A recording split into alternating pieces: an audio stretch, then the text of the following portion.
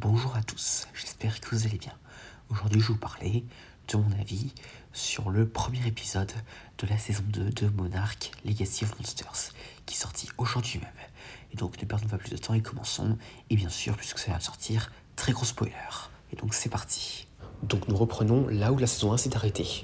Donc les héros sont dans une base d'Apex en train d'être attaqués par Kong sur Skull Island. Et donc alors que Kong saccage la base, les héros s'enfuient en hélico jusqu'à un bateau, l'avant-poste 18. Et en effet, Monarch a entendu parler des agissements d'Apex sur l'île, et Natalia Verdugo n'est pas très satisfaite des résultats de Brenda et Tim. Surtout que Kong et la faune de l'île semblent être survoltés. Et donc dans le même temps, Keiko découvre un peu ce nouveau monde et veut aller chercher l'Icho. Cependant, Verdugo dit que ce n'est pas dans les plans, en raison du comportement de Kong. Et donc dans le même temps, on a un nouveau flashback en 1957 avec Lee, Bill et Keiko, et donc ils sont en mission au sud du Chili, où ils entrent en contact avec un village qui ne semble pas les voir d'un bon œil. De retour au présent, Kate révèle ses intentions à Kentaro de vouloir aller retrouver Lee, et elle décide de braver l'interdiction de Monarch, et Hiroshi décide de l'accompagner.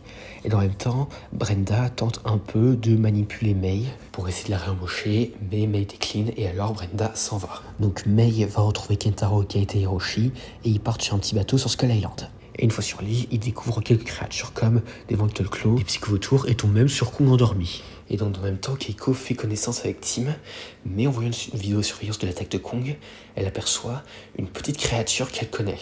Et de retour dans le flashback, Keiko, Bill et Lee rencontrent une dénommée Lucia, qui leur révèle qu'une créature est vénérée comme un dieu par le village, et que c'est un peu comme une religion pour eux. Et donc, de retour sur Skull Island dans le présent, l'équipe sur l'île est en train un peu de préparer le terrain pour essayer d'aller faire en sorte d'aller chercher Lee.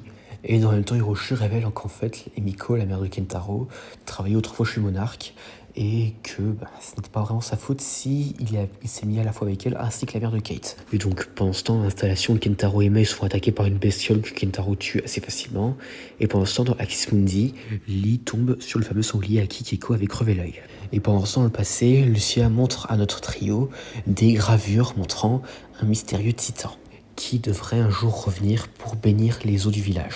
Mais dans le même temps, Kate, de retour au présent, décide d'ouvrir la faille à nouveau. Et donc du coup, elle envoie la capsule de Monarch dans Axis Mundi. Mais dans le même temps, ça réveille Kong. Et donc Lee trouve la capsule après avoir évité un combat contre le sanglier.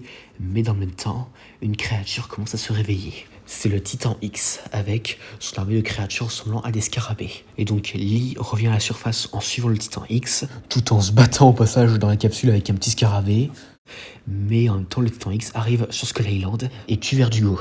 Et donc Kong, assez énervé, poursuit le Titan X, mais c'est trop tard, et cette dernière va dans l'océan. Et c'est la fin de l'épisode. Alors qu'est-ce que j'en ai pensé ? Alors là, très clairement, sacré démarrage. Alors déjà, ça fait plaisir de revoir nos personnages de retour après 2 ans, parce que quand même, on le réalise pas. Et donc, et aussi, alors Keiko, franchement, on peut comprendre un peu sa réaction. Elle se trouve dans un monde complètement nouveau. Elle est quand même 60 ans plus tard dans le futur. Et donc alors Verdugo, c'était par contre un petit peu une déception de la voir mourir, parce que c'est quand même un personnage assez intéressant et qui aurait peut-être pu être développé un peu plus. Et alors, par contre, il y a un truc qui me dérange un peu, c'est qu'en fait, Monarch et Apex, ils ont coopéré en fait pour ramener Keiko, Kate et Mei d'Axis Mundi. Mais le truc, c'est que Tim avait dit qu'il avait démissionné. Donc là, il faudrait un peu nous éclairer là-dessus dans les prochains épisodes. Hein. Parce que personnellement, moi, je pas vraiment compris ce passage-là. Et donc, pour ce qui est des flashbacks, alors déjà, il y a un truc que j'ai adoré au début de l'épisode, c'est qu'en fait, il y a une référence à un kaiju coréen. C'est Pulgazari. Alors, si vous vous y connaissez en kaiju asiatique hors Toho, ça, je suis sûr que ce nom vous dit quelque chose. Parce que clairement, cette référence, c'était très inattendu. Et donc, pour la communauté au Chili qui croit que le Titan X, en fait, c'est un espèce de dieu qui vient bénir les océans, alors franchement, c'est un concept assez intéressant. Mais bon, quand même, vu la nature du Titan X dans les prochains épisodes, ça reste un peu à voir. Parce qu'on l'a vu dans les trailers, le Titan X, qui est une femelle au passage, j'ai oublié de le préciser, a l'air d'être un titan assez destructeur. Et donc ensuite, pour repasser au présent, alors déjà, bon, Kate, d'accord, je comprends qu'elle veuille sauver l'Icho, mais bon, quand même là, elle a quand même pris un sacré grand risque en faisant venir le Titan X hors d'Axis Mundi. Et donc on comprend mieux un peu son dialogue dans la bande-annonce qui disait que tout ça c'était sa faute. Et donc alors il y a un passage que j'ai adoré, c'est le moment en fait où Lee se bat contre le petit scarabée dans la capsule. Alors ça franchement c'était assez drôle comme scène, hein, parce que comment il a fait pour rentrer ce scarabée, Lee il avait pourtant fermé la trappe. Et justement, puisqu'on parle des créatures, alors Kong, franchement, ça fait assez plaisir de le revoir un peu plus sombre qu'avant. Je ne dis pas bien sûr que je n'aime pas le voir en héros, j'ai déjà dit à l'époque, mais quand même, c'est assez cool de le revoir, de revoir un côté un peu plus sombre du personnage. Et d'ailleurs, franchement, le fait que Kate a failli se faire écraser par Kong alors qu'il dormait, alors ça, franchement, si elle s'était fait écraser, alors là, ça aurait été la pire mort du siècle, là. Et aussi pour les autres créatures, alors déjà, les psychovautours, ça fait plaisir de les découvrir en live action. Alors, les Mantle Claws et les Fung aussi, ça fait plaisir de les revoir. Et concernant le Titan X, alors là, il a l'air très impressionnant. Enfin, plutôt elle, je veux dire.